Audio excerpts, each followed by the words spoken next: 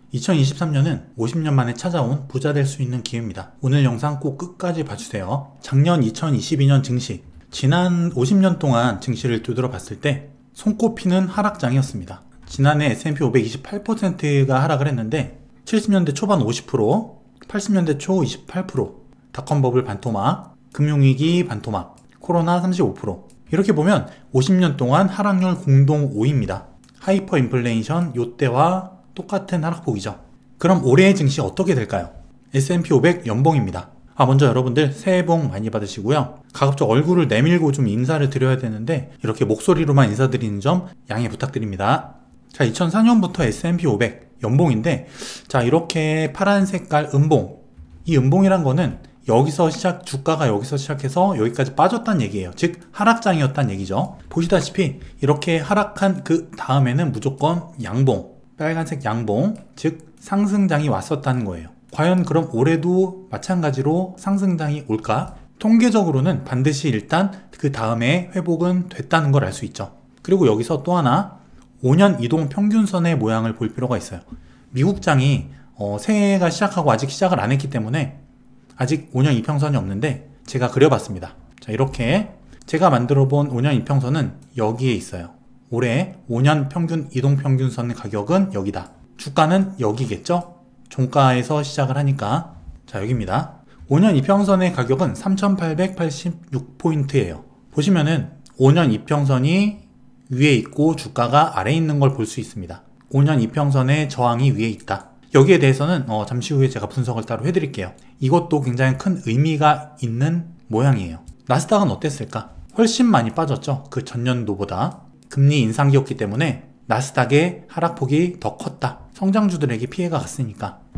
하지만 나스닥 역시 하락장 다음에는 여지없이 상승장이 찾아왔었다는 거예요. 그럼 과연 올해도 그럴까? 잠시 후에 한번 알아보겠습니다. 코스피는 오늘 장이 열렸죠? 약 하락으로 마무리했습니다. 그런데 코스피의 5년 이동평균선, 저 멀찍이 떨어져 있어요. 주가와 이평선 간의 거리가 좀 멉니다. 여기에 대해서도 잠시 후에 설명을 해드릴게요. 그리고 5년 이평선의 가격은 2,500포인트. 자, 올해는 애플, 아마존, 알파벳, 우리가 대부분 알고 있는 빅테크 기업들 시총이 어마어마하게 빠졌어요. 우리의 계좌가 바로 피바다가 된 이유죠. 근데 이게 끝이 아닐 수도 있다. 이야기가 나오고 있습니다. 장단기 금리차 이렇게 경기 침체 직전 항상 이렇게 0 아래로 마이너스를 찍고 떨어졌어요.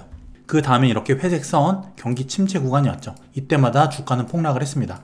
문제는 지금 현재 28%가 빠졌는데 S&P 500이 이게 주가 하락 선반영이냐 아니면 이 경기 침체에 추가 하락이 다시 올 것이냐, 이게 문제라는 거예요. 먼저 여러분께서 알고 계셔야 될 거, 2023년 올해는 매우 큰 변곡점의 해가 될 거라는 거예요. 2022년 금리 인상기에서 금리 인하로 추이가 바뀔 것이다. 물가 상승에서 물가 하락으로 돌아설 것이다. 피크를 친다는 이야기죠. 물론 고물가가 당분간 이렇게 유지는 될 수 있어요. 하지만 피크를 치고 하락 추세로 접어들 가능성이 높다는 겁니다. 그리고 환율 상승기 고환율에서 환율 안정, 저환율로 안정 구간에 접어들 것이다. 이러한 변화, 증시 하락장에서 증시 반등, 상승장으로 전환될 수 있는 변곡의 해가 될 것이다. 그게 바로 2023년이라는 거예요. 물론 1년이라는 이 기간 동안에 증시가 추가 하락이 오더라도 반드시 23년 중에는 반드시 반등장이 찾아온다.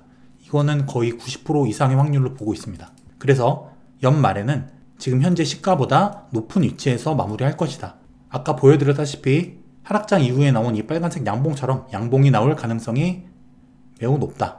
이 그림도 제가 자주 보여드렸죠. 올해 2월에서 3월 여기서부터 금리는 유지를 하면서 추가적으로 인상되지 않고 유지를 하거나 하락할 가능성이 있다. 자, 현재 여기까지 금리 인상이 일어났죠. 4.5%예요.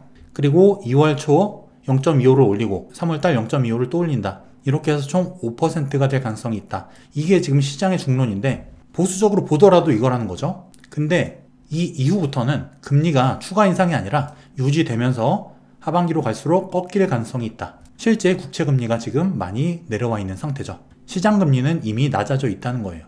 그렇다는 얘기는 이때부터 금리 추이가 이분하게 가거나 하락할 가능성이 있다는 것은 이에 선행하는 주가는 반드시 반등으로 고개를 쳐들 수 있다. 매우 높은 확률로 이렇게 될 가능성이 있다는 거예요. 그리고 환율, 97년 IMF부터 주요 구간마다 이렇게 피크를 쳤죠. 글로벌 금융위기입니다. 이때는 이때마다 피크를 치고 나서 환율이 어떻게 됐나를 한번 볼게요.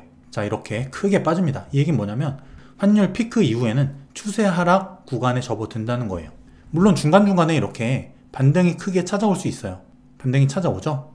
반등이 없다는 게 아니에요. 하지만 결국 추세적으로는 하락이라는 겁니다. 지금도 굉장히 많이 빠졌는데 1,400원 중반대부터 1,300원 초반까지 어마어마하게 빠졌어요. 단기간에. 물론 기술적 반등 구간에 오긴 왔습니다. 하지만 기술적 반등이 일어나더라도 이때와 같이 추세는 하방으로 갈 가능성이 높다는 거죠.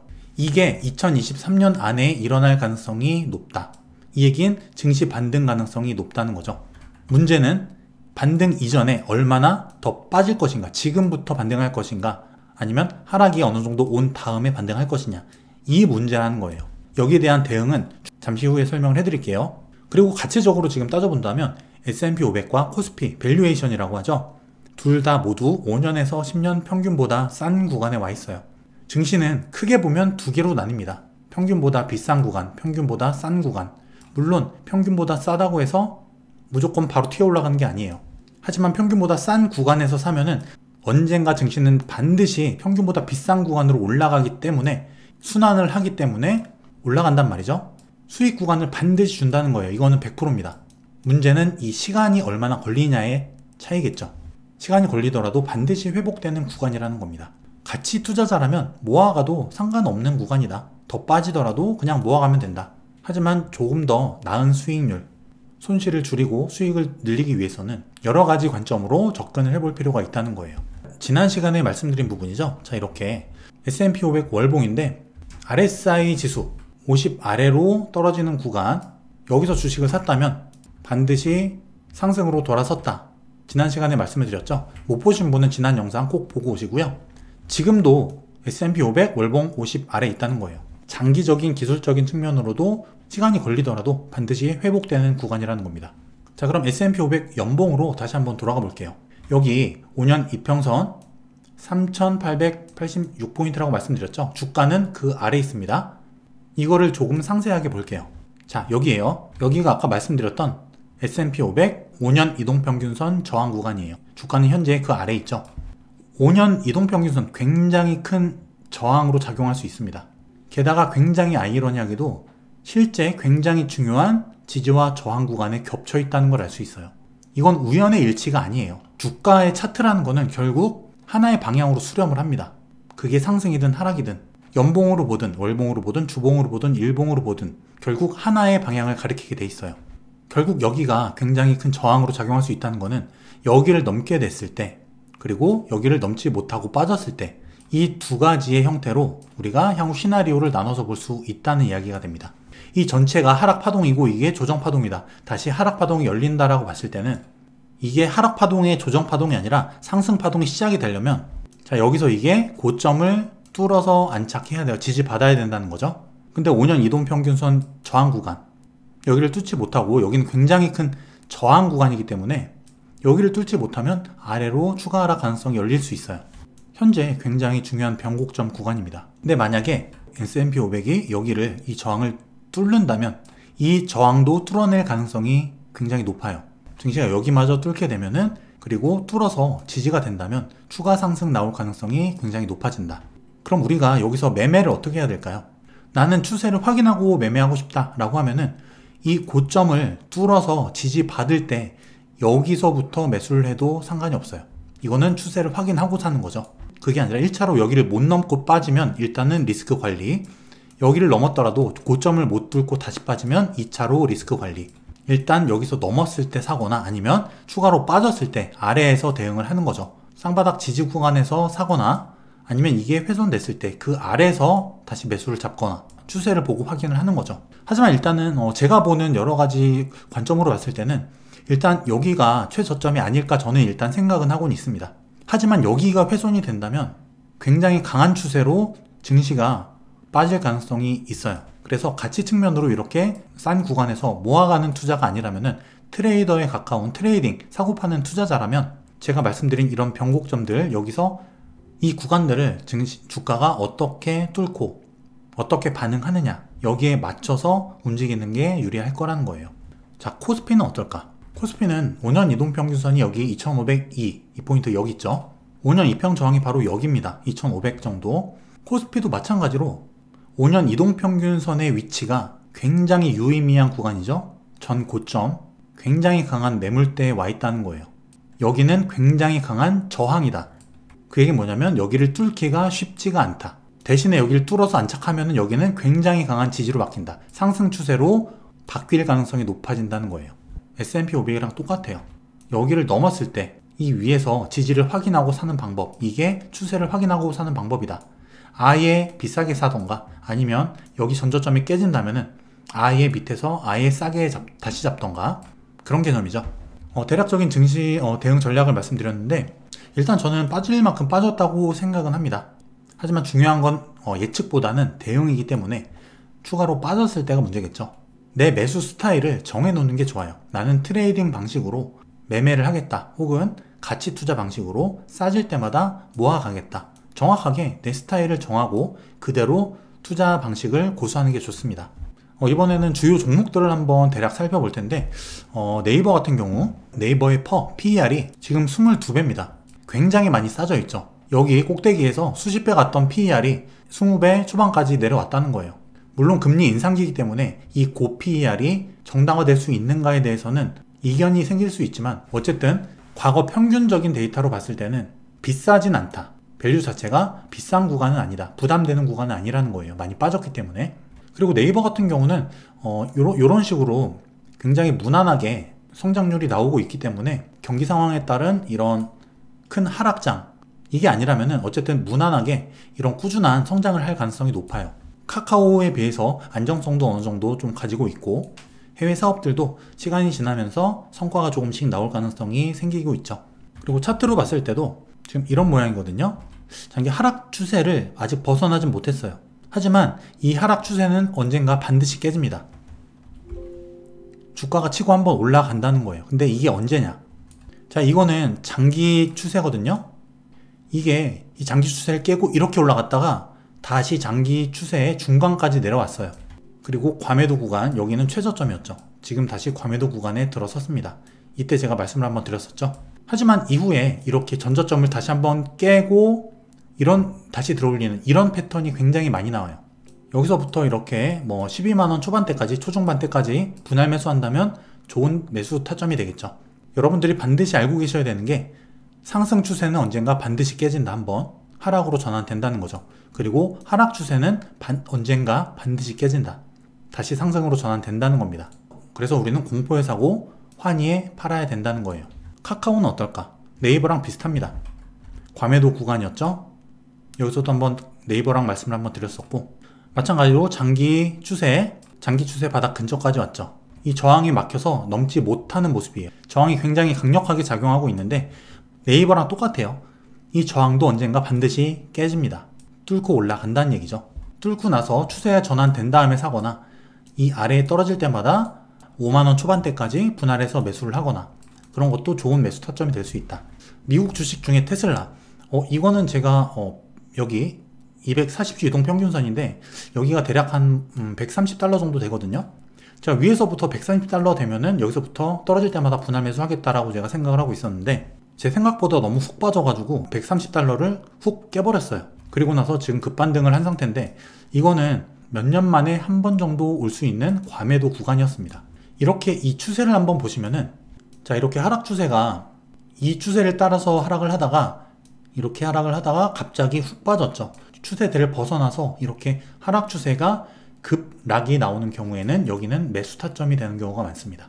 물론 이 테슬라 같은 경우도 S&P 500이나 나스닥, 즉 증시 지수를 따라갈 수밖에 없기 때문에 결국에는 지금 현재 S&P 500의 움직임, 결국에는 이 증시가 어디로 갈 것이냐, 그것이 바로 관건이다. 증시가 떨어지면 테슬라도 떨어지는 거예요. 하지만 테슬라 자체로만 봤을 때는 어쨌든 단기 과매도권에 들어왔다. 하지만 이게 반등을 했다가 다시 빠질지 이게 찐반이 될지는 증시 움직임을 봐야 된다. 저는 마찬가지로 $130 아래 구간에서 분할 매수 전략, 이게 가장 좋다고 생각을 해요. 자, 그리고 애플인데요. 애플 같은 경우도 지금 현재 PER 20배 초반대까지 굉장히 많이 떨어졌습니다.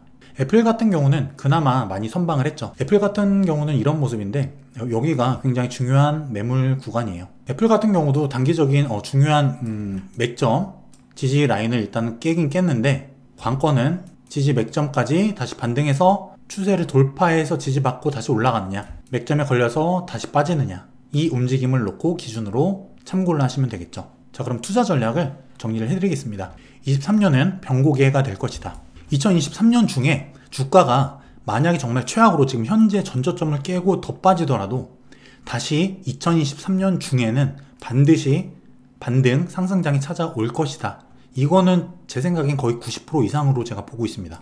그만큼 물가, 금리, 환율 이게 안정이 되는 한 해가 될 거라는 거예요. 주가 회복이 가능한 여건이다. 주식이 반드시 이런 경제 상황에 선반영한다, 선행한다는 거를 잊으시면 안 돼요. 최악이 오더라도 2023년 중에 반전 가능성이 있다. 그래서 제가 올해 1월 1일 2023년이 되고 나서 좀 설레임이 있었습니다. 2022년 작년 같은 경우엔 어쨌든 내년의 일인데 지금은 어쨌든 23년이죠. 올해의 일이라는 거예요. 최악이 오든 최악이 오지 않던 23년 중에는 다시 시장이 살아날 가능성이 높아 보이기 때문에 가장 중요한 거 환율 안정의 해입니다. 보셨다시피 환율 같은 경우는 피크를 찍으면 추세 하락 가능성이 높아져요. 이 얘기는 뭐냐면 국내 증시에 수혜가 갈 수 있다. 환차익을 노리는 외국인들이 국내 증시로 유입이 될 수 있다. 그리고 미국 주식을 보유했을 때는 달러를 보유한 것이기 때문에 환차 손을 볼 수 있다.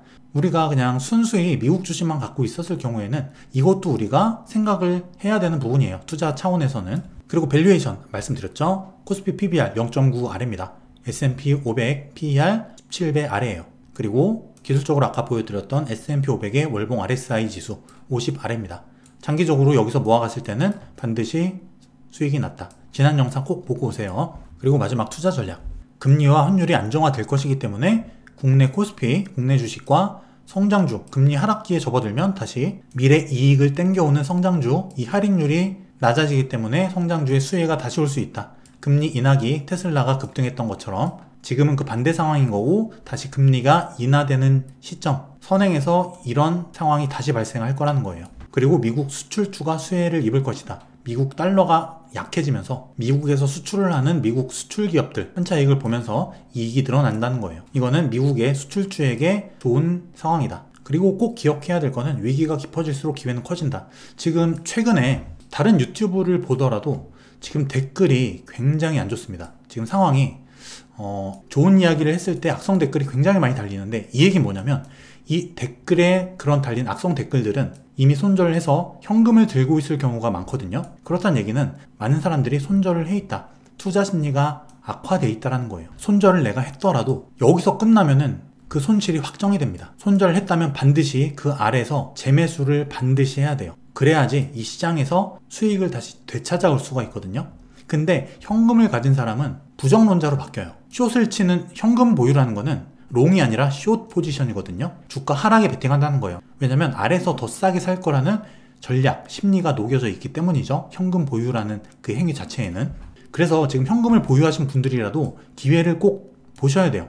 내가 반드시 그냥 무작정 증시가 계속 빠질 거야가 아니라 상황을 봐가시면서 뭐 분할 매수를 한다던가 아니면 내가 결정한 그 위치가 오면은 거기서 다시 재매수를 하시던가. 반등장은 하는 순간에 갑자기 찾아오기 때문에 시장을 아예 떠나거나 현금만 계속 보유하면서 주가가 반토막 나기를 기다리는 분들은 기회를 아예 놓쳐버릴 수가 있어요. 그래서 위기가 깊어지면 깊어질수록 기회는 커진다. 이 진리를 꼭 기억을 하셔야 됩니다. 그리고 내가 추세 확인 매매를 하겠다, 안전하게 가겠다면은 아까 말씀드렸던 전고점, 맥점들 제가 몇 개 말씀드렸죠. 전고점 혹은 그 맥점을 돌파해서 지지가 확실히 되면은 그거 기준으로 투자를 해도 상관없다. 그리고 어쨌든 2023년도 안에 반등장이 찾아온다면 2023년 올 한 해는 엄청난 기회 구간이 될 거예요. 지난 50년 동안 28% 하락률이 공동 5위라는 거예요. 지난 50년 동안에 손꼽을 만한 기회라는 겁니다. 부자가 될 수 있는 굉장한 기회다.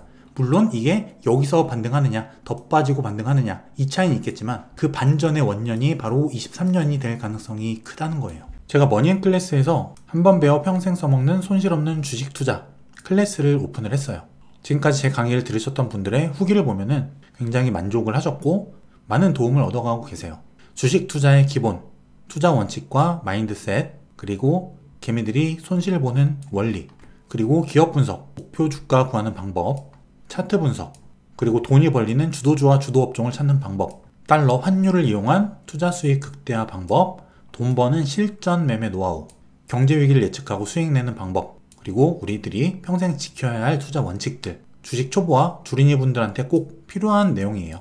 고정 댓글에 링크 남겨드릴 테니까 이 강의를 통해서 손실 없는 주식 투자, 여러분들만의 원칙을 가지는 투자, 주린이가 아니라 진정한 투자자로 거듭날 수 있는 여러분들이 되시길 바라겠습니다. 그럼 여러분들 새해 복 많이 받으시고요. 다음 시간에 더 좋은 콘텐츠 들고 또 찾아올게요. 제가 지난해 말에는 영상을 많이 못 올려드렸는데 올해는 최대한 영상을 많이 올릴 수 있도록 노력을 하겠습니다. 그럼 건강하시고 성투하시는 한 해 되시길 바랄게요. 감사합니다.